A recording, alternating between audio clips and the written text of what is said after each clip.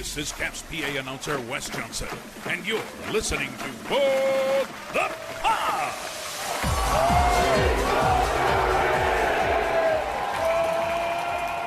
Hello, everybody, and welcome to a brand new edition of What the Puck. It is a Washington Capitals podcast, and that means it's a podcast about your 2018 Stanley Cup champions.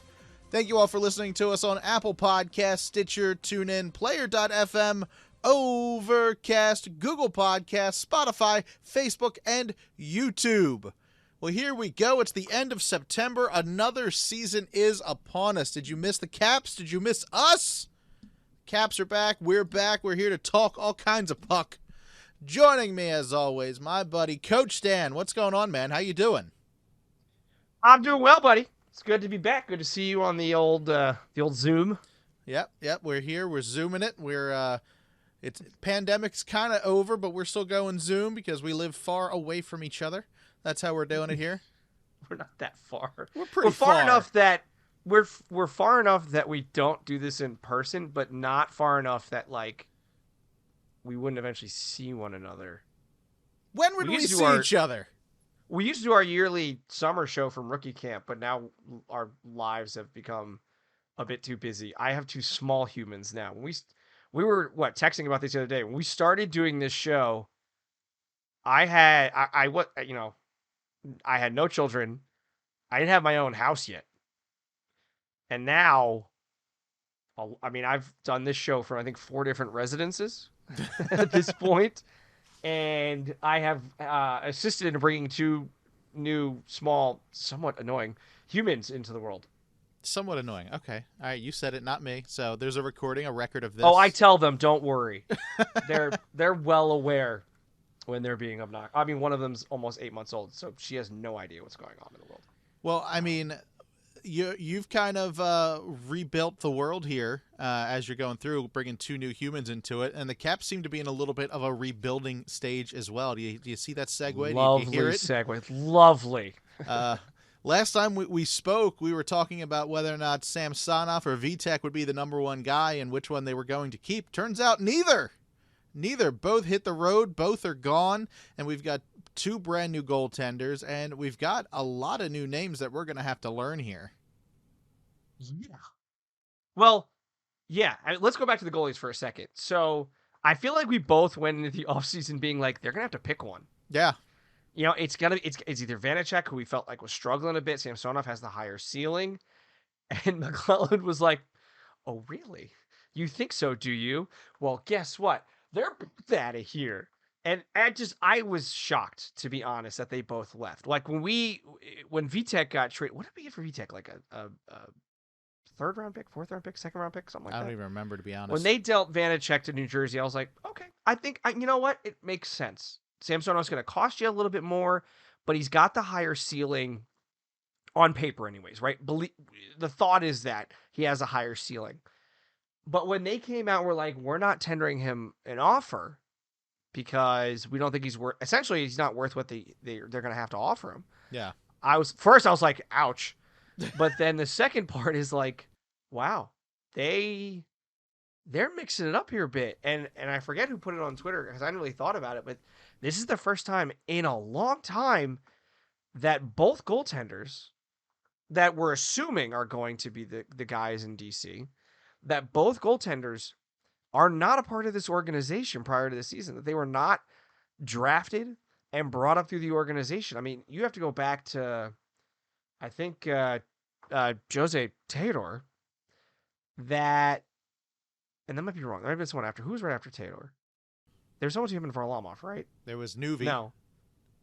Well, Nuvi was after Varlamov. Yeah. But like Varlamov, I think, if I remember correctly, was the start of the like guys that we drafted. It was Varlamov, Neuwirth, and then Holtby. Tomas Vokoun. He came in before Holtby. Right. Well, I'm thinking of like we always had a guy that was like part of our system.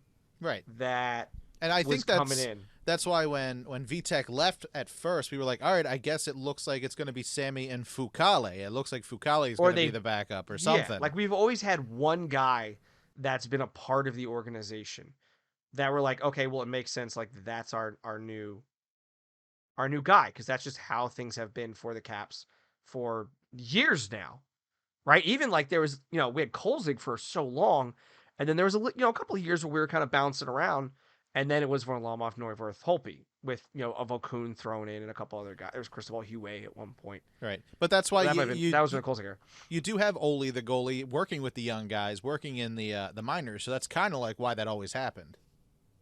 Well, it's just they've done really well drafting goalies. That's it. And it looks like at this point they were like, you know what? They didn't think Samsonov was worth the money that he was going to get. And he wasn't. And they're like, you know what? We're going to go out and we're going to find ourselves a new starter.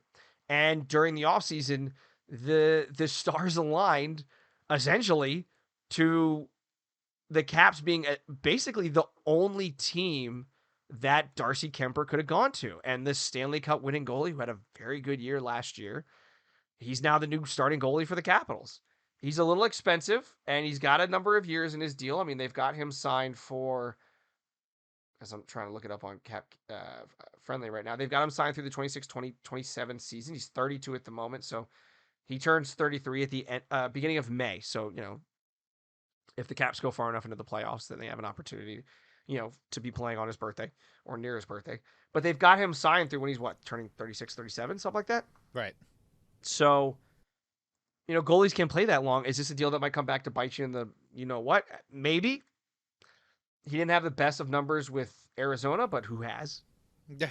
But you put him on a good team in Colorado, and he does quite well. So, well, that's the thing. It was a risky move, but it was a move they had to make. They had to bring in a starting goalie. Kemper was the best goalie available on the market in terms of free agents, and I think it made a lot of sense.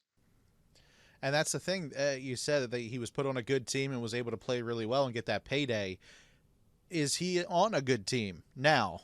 I love the Caps and they're my team. I'm going to follow them no matter what. But does he have the defense in front of him to make him look as good as he did in Colorado? I mean, as good as he did in Colorado, maybe. I don't know. I mean, Colorado obviously has won the Cup. They're a very good team. Right. Do the Caps have a good defense? I think they have a good defense if they play well. I don't know if they have like a stellar. I don't think this is a team we're looking at going, this is a team that's going to win the Cup. But I don't think we thought that during the 2017-18 season either. That was the season where Trotz almost got fired around Thanksgiving. Or at least, I don't know if he almost got fired, but there was discussions about it. But this is a team that I think a lot of pundits are saying they're a bottom part of the playoffs team. They're a 6th, 7th, 8th seed. And I think that's not necessarily the worst thing for them to go into this season with not having all the eyes on them. You can kind of sneak it under the radar a little bit, play some good as best as you can while your star player is going for an all-time goal scoring record. But I think this is a team that has a pretty good defense. You still have Karlsson, you still have Orlov. Jensen's had a really good year last year. Van Riemsdyk looked pretty good. Favari, I think, is going to come back and do quite well. Who chipped his teeth? Did you see that? Yes. Oof. He'll be all right. I'm sure he can afford it. He's got he's a guy that they're going to need to. Actually, I'm looking at this right now. All of their defensemen, except for John Carlson, have to get re-signed need a new contract, I should say, after this season. So the defense is about to get blown up. Now, if you are Martin Fehervary, do you get those teeth fixed or you just get them pulled because you're a hockey player? Do you just leave that, as a gaping hole and like, I'll fix it after my career is done? Nah, man, he's 22. He's a young guy. He wants to look good for, whoever. I think he's going to be, he'll get it fixed up. That'd be if he hasn't already, that'd be my guess. You put a little cap on it or something. I have no idea. Sure. But then you got a guy like, they brought in Eric Gustafsson, didn't cost a lot. And then you've got Lucas Johansson, who has definitely an opportunity to make this team as the 6th or 7th defenseman. They have a couple guys that in at least Gustafsson and Johansson that you're kind of looking at going, I'm not sure.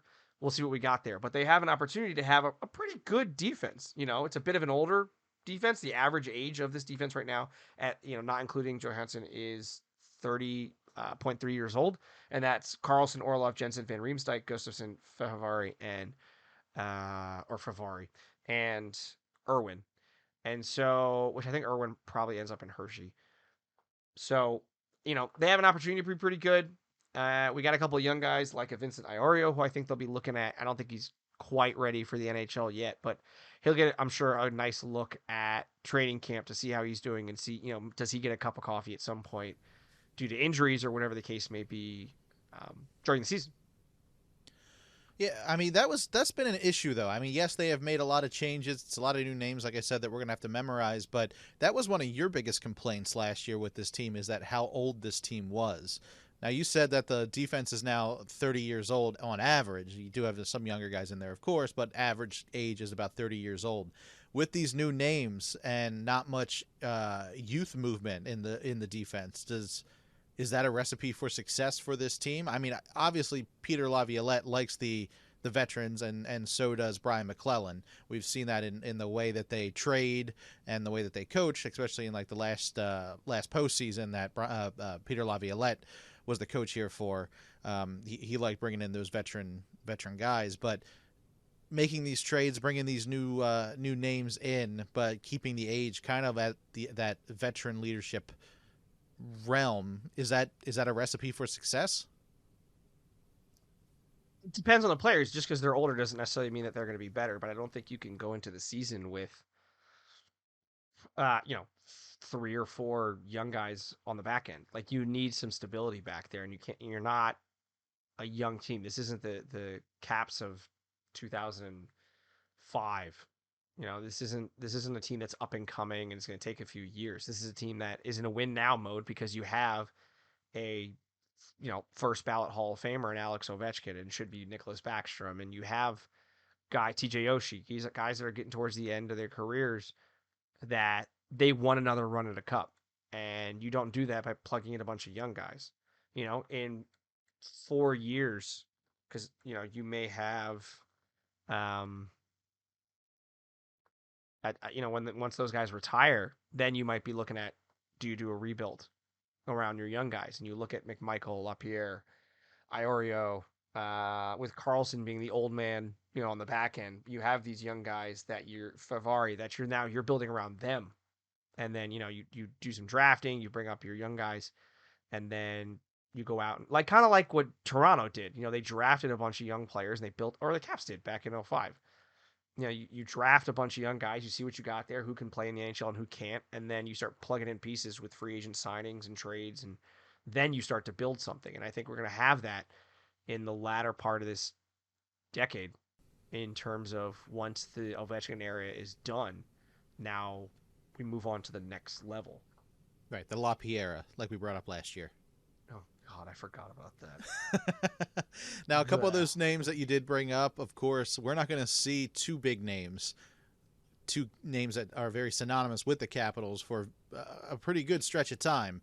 We saw them on Media Day, which was nice to see, but Nick Backstrom and Tom Wilson, we're not going to see them for a little while. Allegedly, Tom Wilson is doing great with his rehab, and they're expecting him early December-ish, but the timetable for a return for Nick Backstrom is still very much up in the air. What have the Caps done, or what do you think they're going to do this season to kind of help with the absence of those two guys? Because those are two huge names in the top 6. Well, I think they did that to an extent by signing Dylan Strome and trading for Connor Brown. I mean, you've got these guys that they're not young guys in the league. I mean, Brown's 28, which is not necessarily on this team is a younger guy. Right. But Dylan Strome is 25. So you've got, these guys they're coming to the end of deals. Strome was a 1-year deal. Brown has 1 more year left on his deal. So if it doesn't work out, you're not stuck with them for a long time. But these are guys that I think fit into this lineup quite well. I mean, Strome, I think, is your second line centers behind Kuznetsov and in front of Eller. And Brown could easily slide in on the first line on the right wing until Wilson's back, or even, gives Wilson an opportunity to play on the second or third line to kind of ease his way back in once he returns. And then Strome, he's only 25. He could take that second line spot and run with it. There's part of me that thinks Backstrom may never play for this team again because of this injury. And then, have you found your replacement in Dylan Strome? Is he your guy that takes over for Backstrom? Is he ever going to be as good as Backstrom? Not to sound insulting, but probably not. But can he be a very good or a good second line center? Yeah, maybe. Or at least hold it down until McMichael gets the spot, if that ever, comes to pass, or LaPierre. And so I think I like the moves they made this offseason for the most part. The Marcus Johansson one still kind of baffles me a little bit. It wasn't a big deal. It's only 1.1 million, so it doesn't really hurt your cap situation. But that one I'm still a little fuzzy on in terms of why that had to happen. But it's the decision they went with, and we'll see how it works out. It's not one that, it's a low risk, high reward kind of thing. It's not a ton of money, and I don't think it hurts them in other places. But I do question that one a little bit. But I think I liked the move for Connor Brown. I'm assuming it works out, obviously. I like the move for Dylan Strome. A little surprised by Eric Gustafson, but I think that could work out. And, I like the goalie moves. I honestly had never heard of Charlie Lindgren. He had, decent sometime in the AHL last year, so we'll see if that works out. I think Fucali, if he comes in and has an amazing camp, he could be the backup. I don't anticipate that being the case. It sounds like these are the guys, Kemper and Lindgren are the guys they want to be their 1 and 2. And so we'll see how it goes. Now, any news on Carl Haglin? Do we know what his future holds for him? It sounds like he's trying to come back. I don't know when. It sounds like he's been skating with the team at least. I think I saw he was skating. I could be wrong, but I could have sworn I saw that he was skating. He's probably still in a no contact jersey. Because right now it's Backstrom, Wilson, Haglin, and Alexiev that are marked as injured on their training camp roster that they released to the media. And so I imagine those guys are at least not skating, at least in practice yet. We know Wilson and Backstrom won't be for quite some time. Alexiev has some stuff he's dealing with in terms of, I think he has surgery. And we're obviously not going to see the kid who they just drafted. That would have been nice to see in terms of his. The problem is I don't know how to pronounce his name. Yeah, Ivan. Can we call him Mirosh? I think that'd be a good nickname for him, right? Like, what's his nickname going to be in the locker room? Because everybody's got like the short one, Ovi, Backy, right. Osh. What's his number? Mirosh? Just call him numbers. What's his number? I don't know. Like, was it like 91 or something? I have no idea. Mirosh Nichenko. I feel like they'll call him Miro for sure. Yeah, that makes sense. That'd be my guess. I have no idea. Anyways, or just Ivan. So, that I thought that would have been cool, but obviously he's still getting better. But that was I would say a medium risk, high reward move. It sounds like this kid, he would have been like a top 5 pick. If he didn't have is it non-Hodgkin's lymphoma? But it sounds like he's doing better. So great for him. Just personally as a human being to be getting better there. And, is he the kid that you start to look at building around him, McMichael, and LaPierre as your big 3 forwards. And then, you have a Leeson, you have a Protus, you have Johansson Fjallby, hopefully. And then they have this other kid who's got apparently some fancy moves in, is it Suzdalev? Alexander? Young guy, 18 years old. He's got, seen some nice stuff on Twitter in terms of some sneaky moves that he's got in rookie camp. So we'll see how he does. But no, I'm excited to see some of these young guys in terms of how they do during training camp. I think at least LaPierre is pushing for a move. He's been here for a couple weeks now in DC skating. Yeah, he wants to be up in the big leagues again. He doesn't like those bus trips in the juniors.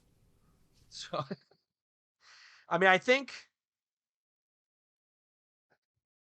that he's going to make a push. I don't know where he would fit in and who he's knocking out of the lineup. Yeah. Like the only guy I could potentially see him knocking out of the lineup would be McMichael.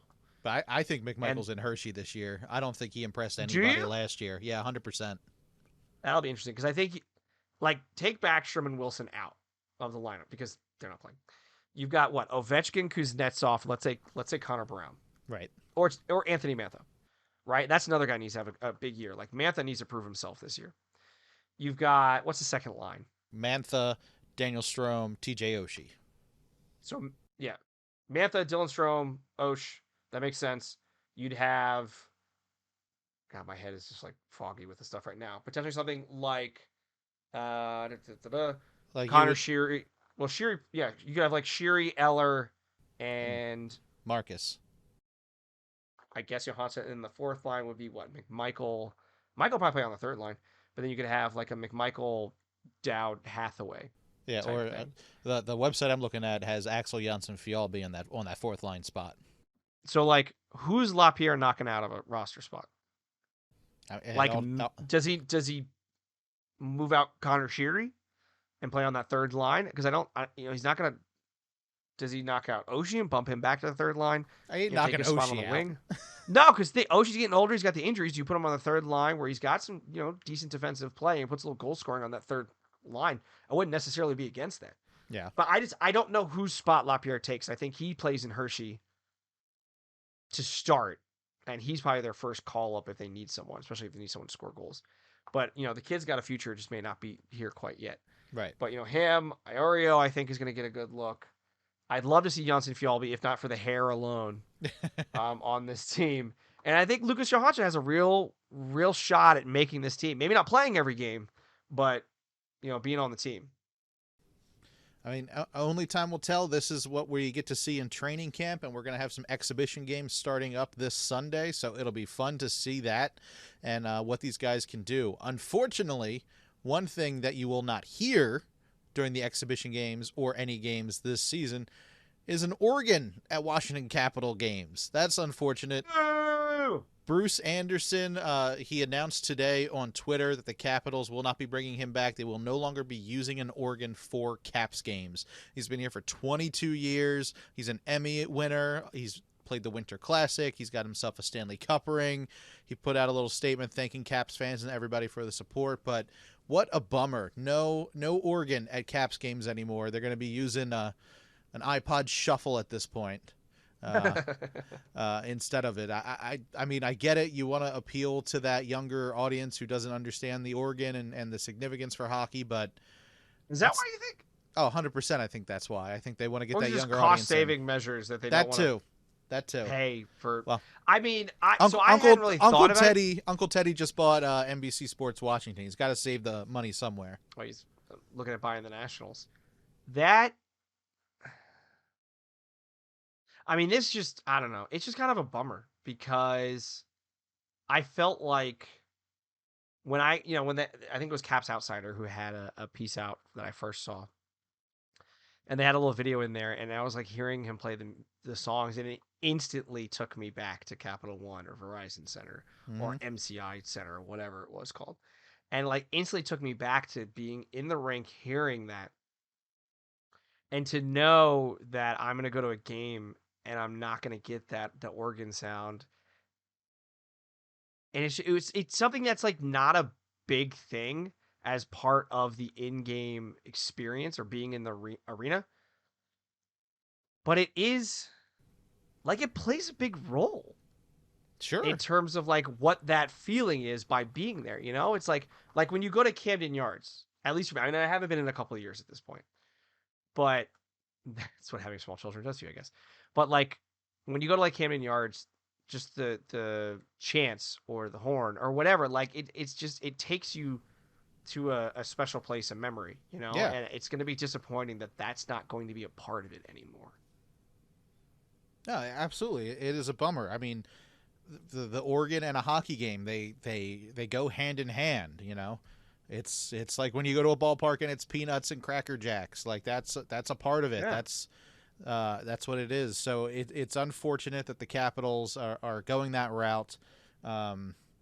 And I think it is cost cutting, and I think it is trying to appeal to a younger audience. They want more pop music and all that kind of stuff. But they have plenty of time for music. I know, but I don't like it. I don't like it, and hopefully they change their minds down the road, or they realize that this is something that Caps fans want back. But it sucks. It does suck. This is it's old time hockey, baby, and that's what it was all about. And now we're losing that part of the game, so it's unfortunate. What else should we cover here in Caps World? Well, training camp's opening on Thursday, but like Group A will be out at 9:45. Group B is on at 11:15, and then Group C is on at 12:30. Then there's a media availability throughout the day after each one of those things, and then Laviolette, McClellan. I think I saw a thing on like NHL.com or something, the Hockey News or something, that's talking about how Laviolette is one of the coaches viewed as most likely to be fired. Most likely. One. Yeah. That's what it was. And I was like, well, yeah, he's got a veteran team that has high expectations. So like, of course he'd be on there. Any coach that has a veteran team with high expectations would be one of the first ones you'd think that would be fired that didn't do well last season. So like, that doesn't really mean anything. Yeah. Like it's an easy mark, like that. So if that didn't I was like, whatever. But it's also true. Like there are high expectations. And they haven't gone well. I mean, it's been 4 years. They haven't gotten out of the first round. That's a problem when you have this roster. So if you can't take them further, then someone else is going to try and do it, or should try and do it anyways. Their first, I always found this weird with hockey, where like the NFL has like a month of training camp before you have your first game. Yeah. Right? Baseball's got weeks or something. I don't know how they do it.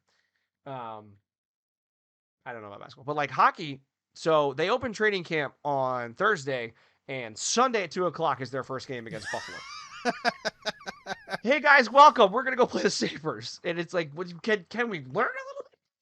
Should we do some icebreakers? Like, what are we doing? So first game Sunday at 2:00. It's gonna be on NBC Sports Washington. Not to steal your bit at the end. Yeah, you're killing my bit here. But I'm excited to watch some Caps hockey. It's almost back. Yeah. Well, it's on Sunday, so is that gonna be the same time as some football at 2:00? Man, you're killing us there. I mean, the timing's not well for those of us that support the local football Washington-based team. You're not really missing much if you watch their games. Yeah. Because they are garbage. But yeah, so yeah, it's crazy that I guess it's like, throwing your kid into the deep end. Don't do that, coach, by the way. Throwing your kid into the deep end and be like, all right, you're going to learn to swim. You're going to learn to swim. You're going to go play a game now. Get out there. Go do your thing. But I guess it's expected that you're training and you're doing all that stuff in the off season as well. You don't really get a break. Especially this is still a shorter break for this. I think this is going to be the first year that's somewhat regular since the COVID pandemic started. I think we're starting a week or two later than normal, but for the most part, this is going to be a regular season. I mean, yeah, I think that's the idea. So it'll be good. It'll be good to have hockey back on TV. We'll see how the Caps are doing. Looking forward to hopefully getting out to a game at some point. I haven't been to a game since since before COVID. So yeah. I think my last game was I went and saw them whoop up on the Sabres. That might be right. As they should. Yeah. So, I don't know. It'll be fun. It'll be nice. It'll be nice to have them back. Yeah. So, anything else we should cover here in Caps World? I guess there's one more thing we should say is congratulations to Zdeno Chara, former Cap, on announcing his retirement. Yes, he is retiring as a Boston Bruin, but he did spend 1 COVID year here with the Caps, and it was great to have that giant here, part of the team for that year. It was very nice. I think Russian Machine went a little crazy calling him Caps legend, considering he played here for a season. But he made a great mark on the team, but let's not go crazy.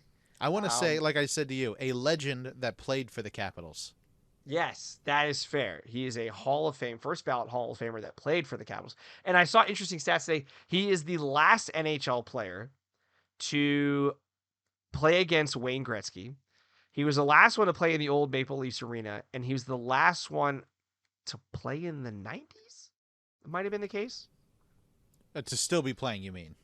Yes. Okay. Yeah. Okay. Sorry. I was like, how did that work? Like New Year's Eve, 99, he was the last one to leave the ice? I was confused. No, I apologize. Yes, I should have been more clear about that. But he's the last one playing in the NHL that played in the 90s, I believe, is what I read today. I could have that wrong, but I believe that is what I read today. So, I mean, it's pretty cool in terms of, guy's been around that long and that he got to wear a Capitals jersey. And I think you have his T-shirt.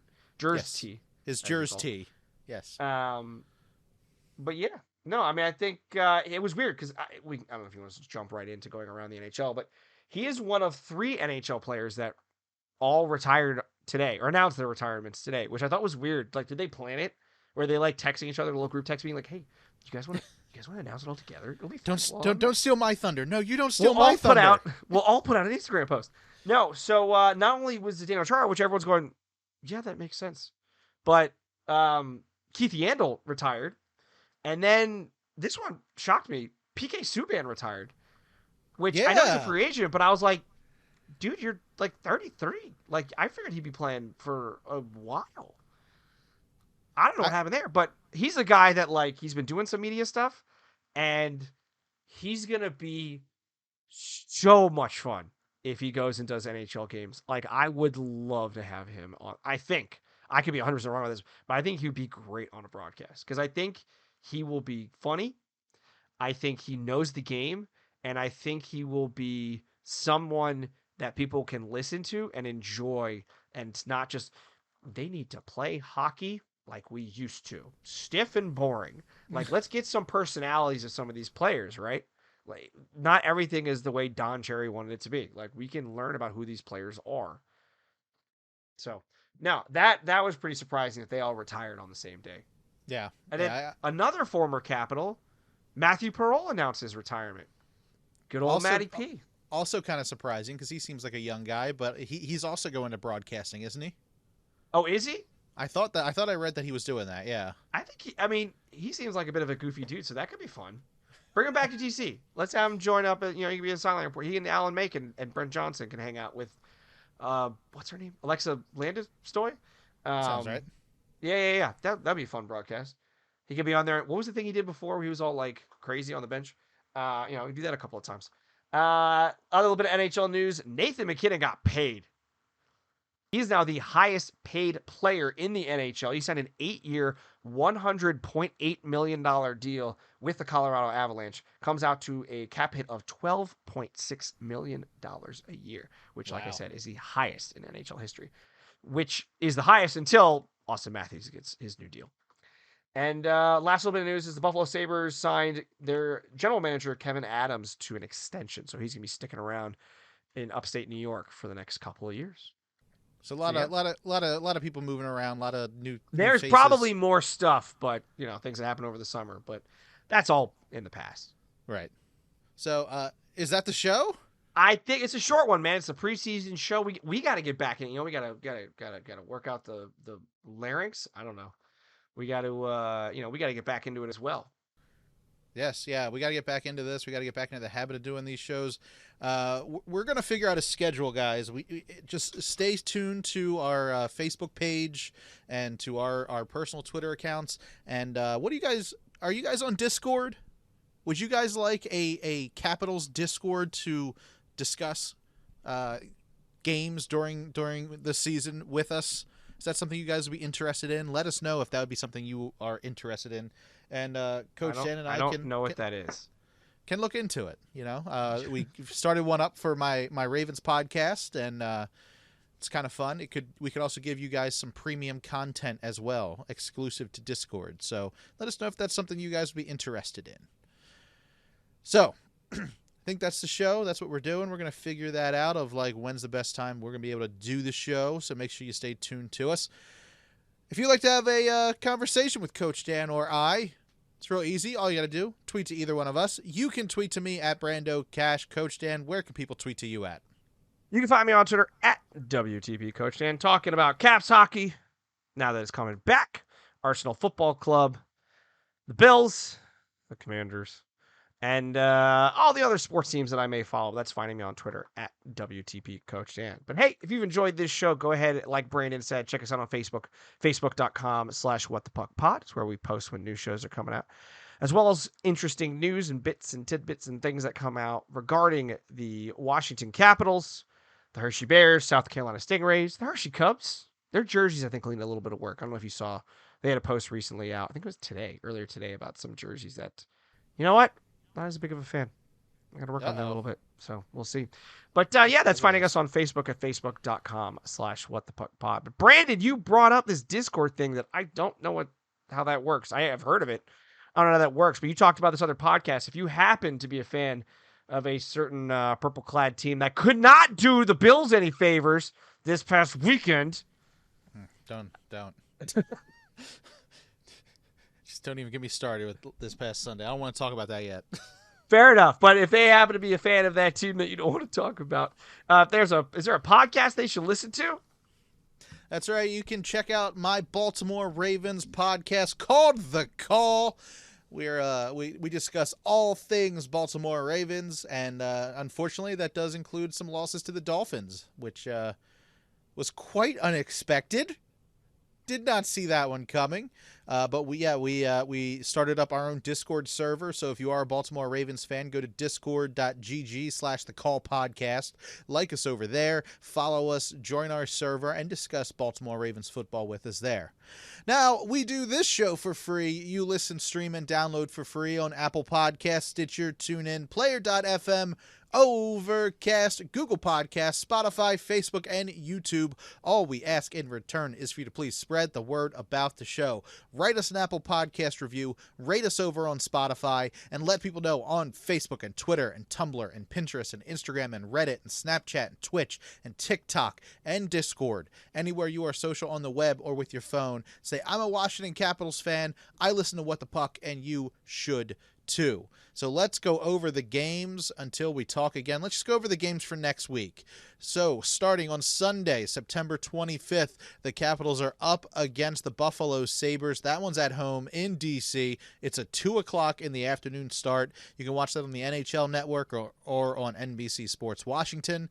And the Caps are back at it on Wednesday, the 28th, going up to Philadelphia, up against the Flyers. That game's at 7 o'clock. You can watch that one on NBC Sports Washington, NBC Sports Plus, and the NHL Network. And then on Friday, September 30th, the Capitals are in Detroit, and you have to be in Detroit to see that one. So if you're in Detroit, 7:30 start is that game. And then on Saturday, October 1st, we're already into October. How crazy is that? They're going up against Columbus, against the Blue Jackets. That game's at 7 o'clock, and that's another one where you're going to have to be there to check it out. So, hey, if you're at those games, let us know what you think. Be fun to hear from you. So, I guess that's pretty much it for the show this week. Training camp right around the corner. Coach Dan and I will be there ready. We'll be ready to go. Talk more Caps hockey as things progress. So that's it for the show this week. Everybody, say it loud, say it proud. Let's go, Caps!